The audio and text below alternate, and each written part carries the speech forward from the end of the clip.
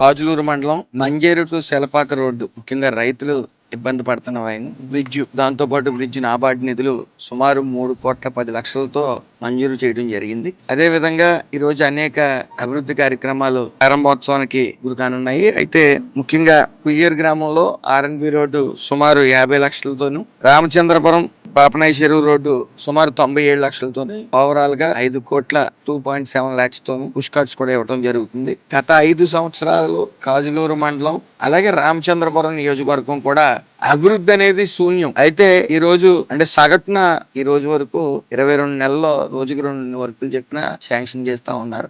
ఈ రాష్ట్రం అలాగే ముఖ్యంగా రామచంద్రపురం నియోజకవర్గం అభివృద్ధి విషయంలో వెనకడుగు ఉండటంతో ఈ నియోజకవర్గానికి 220 కోట్ల రూపాయలు పైబడి రావడం జరిగింది. దాని ముఖ్యంగా నారా చంద్రబాబు నాయుడు గారికి, పవన్ కళ్యాణ్ గారికి, లోకేష్ గారికి నా హృదయపూర్వక ధన్యవాదాలు తెలియజేసుకుంటూ మరి ఇంకా అభివృద్ధి చెందవలసింది ఉంది. మొత్తం అన్ని అభివృద్ధి పనులు కూడా పూర్తి చేస్తామని మాటిస్తూ అందరికీ నమస్కారం.